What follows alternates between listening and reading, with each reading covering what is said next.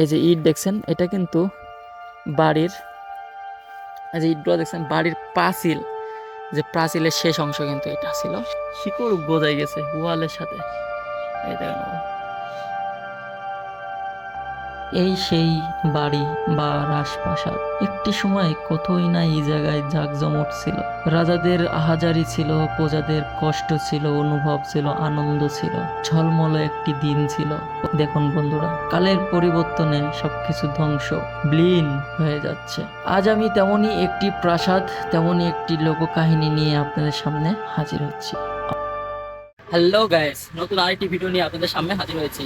আমি এখন রয়েছি চাটমোহা হাটের বাজারে, আর এখান থেকে আজকে যাব আমি বেহুলা লক্ষিন্দরের শ্বশুরবাড়ি বা লক্ষিন্দরের বাড়িতে, যেটা চাঁদ সওদাগরের ভিটা বলে পরিচিত। চাঁদ সওদাগর ছিল লক্ষিন্দরের বাবা এবং বেহুলার শ্বশুর। আর সেই শ্বশুরবাড়িতে আমরা এখান থেকে রওনা দেবো। এই বাজার থেকে মাত্র 5 কিলোমিটার দূরে অবস্থিত। তো দেরি না করে চলুন যাওয়া যায়। একটু চিন্তা করে বা ভেবে দেখলাম, আমাদের থেকে কত নামি দামি লোক ছিল তারা, কিন্তু সে সময় রাস্তাঘাট অবস্থা ছিল খুবই করুণ, জঘন্য। চলাচল করা যেত না, আর বর্ষাকালেতে একদম চলতে পারতো না। সে সময় পা ছিল যানবাহন, তার পরবর্তীতে আসছে তো ঘোড়া, ঘোড়ার আগেও ছিল পায়ে যানবাহন।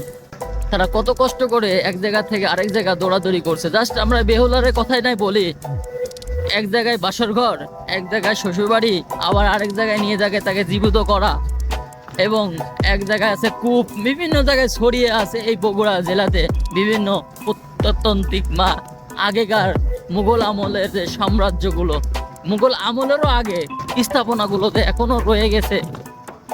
চিন্তা করা যায়, এখন তো আমরা সুখে জীবন কাটাচ্ছি, পাকা রাস্তা, চকচকা রাস্তা, 1-2 মিনিটের মধ্যে এক জায়গা থেকে আরেক জায়গায় চলে যাচ্ছি।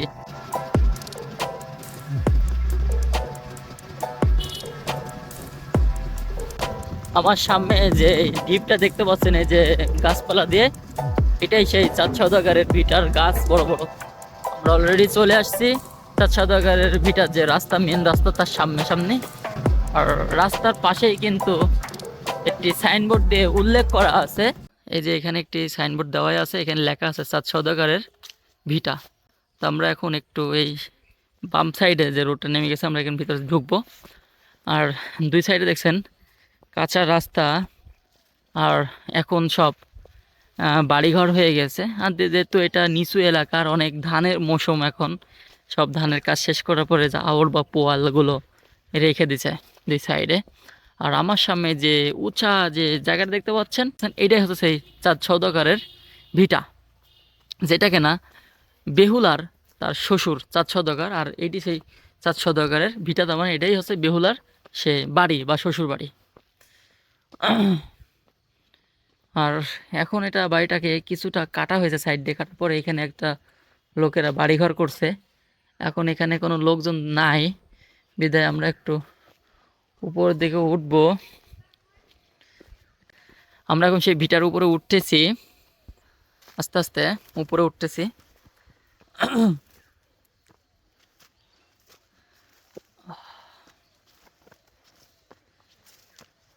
আহ, অবশেষে আমি সেই চাঁদ সওদাগরের যে ভিটা, যেখানে বাড়ি ছিল, সে মূল একদম জায়গাতে আমি উঠে এখন দাঁড়িয়েছি। আর এটাই হচ্ছে সেই ভিটা দেখছেন, এর নিচ দিয়ে আমি সব সব থেকে উঁচা যে জায়গাটাতে, এই জায়গায় আমি এখন দাঁড়িয়ে আছি। আর এই সেই ভিটার আমি এই একদম যে জায়গাটাতে ঘর ছিল বা ছাউনি ছিল, আমি এখন সেই জায়গাটায় দাঁড়িয়ে আছি, এই দেখছেন। আর চার সাইডে মাঠ আর মাঠ, ওই সাইডেও মাঠ দেখছেন। আর এই উঁচা ভিটা এইটা, আর নিচে দেখছেন বাড়ি, ওই দেখেন নিচে বাড়ি, এই উঁচা ভিটা, এটাই ছিল চাঁদ সওদাগরের সেই বাড়ি। এই জায়গাটাই বেহুলা লক্ষিন্দর তার বিয়ে হওয়ার পরে এখানেই ছিলেন, এবং এখানেই বাসর ঘরটা ছিল ওনার ওই জায়গাটাতে। কারণ ওখানে চাঁদ সওদাগর পরবর্তীতে রাজার সাথে কথা বলে, তার একটা জীবন নাশের ভয় ছিল, যেহেতু এটা লাশ সন্তান ছিল, যেহেতু মা মনসা তাকে নিয়াত করেছিল তাকে ধ্বংস করে মারবে, এজন্য ভয় পেয়ে তারা সেই বাসর ঘরে, ওখানে খুব সুন্দরভাবে বাসর ঘর তৈরি করা হয়েছিল, যেন একটা ফুটাও না থাকে, একটা সুই পরিমাণ যেন জায়গা না থাকে, এমনভাবে যে বাসর ঘর তৈরি করেছিল। লাস্ট পর্যন্ত সেই বাসর ঘরে তাকে দর্শন করেছিলেন মা মনসা। আর সেই দর্শন ঠেকাতেই কিন্তু এর আগের ভিডিওতে আপনাদেরকে দেখাইছি সে কোথায় নিয়ে যেয়ে তার স্বামীকে জীবিত করেছিল। আর আজকে আমি সেই বেহুলার শ্বশুর বাড়ি বা লক্ষিন্দারের বাড়ি, সেই লক্ষিন্দারের বাড়িতে আমি এখন দাঁড়িয়ে আছি। এটাই সেই লক্ষিন্দারের বাড়ি ছিল, চাঁদ সওদাগরের বাড়ি ছিল। এই যে বট গাছটা দেখছেন অনেক পুরাতন, এটা কিন্তু একটা ইতিহাসের সাক্ষী হিসেবে কিন্তু এখনো রয়ে গেছে। এই সাইডে দেখুন এখন ছেলেপেলেরা অনেক খেলাধুলা করে, বাসে বাড়িঘর হয়ে গেছে অনেক। আর আমি একটু আপনাদেরকে পিছন ক্যামেরা দিয়ে একটু দেখানোর চেষ্টা করব। এই যে ভিটা দেখছেন, এখানে কিন্তু এখনো অনেক চিহ্ন রয়েছে। হ্যাঁ, আমি একটু নিচের দিকে যাই, যেটা জঙ্গল, অনেক সাপ করে জায়গা থাকতে পারে।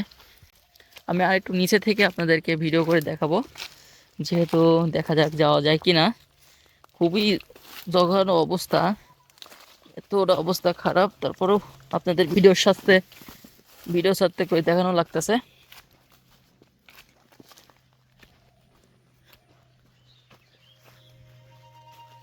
এই দেখুন, এই সেই ভিটা, যে জায়গায় একসময় রাজপ্রাসাদ ছিল চাঁদ সওদাগরের, এই সেই বাড়ি দেখছেন। এই বাড়িতে বেহুলা আর লক্ষিন্দার একসময় থাকতেন, সংসার জীবন চালিয়েছেন এই বাড়িতে থেকে। কিন্তু যে আগেকার প্রাসাদ ছিল এর কিছু অংশ কিন্তু এখানে রয়ে গেছে দেখছেন। এই দেখেন, এই যে ইটটা দেখছেন, এই যে ইট, এই যে ইট দেখছেন, এটা কিন্তু বাড়ির, এই যে ইটগুলো দেখছেন বাড়ির পাঁচিল, যে প্রাচীলের শেষ অংশ কিন্তু এটা ছিল। এই পাঁচিলকে, শেষ অংশটাকে এরা এখন বাড়ি হিসাবে ব্যবহার করছে, বাড়ির স্তম্ভ হিসাবে। ওই দেখেন শিকড়গুলো কিভাবে ওয়ালটাকে ধরে রাখছে, দেখানোর চেষ্টা করি। এই দেখছেন শিকড় বোঝাই গেছে ওয়ালের সাথে।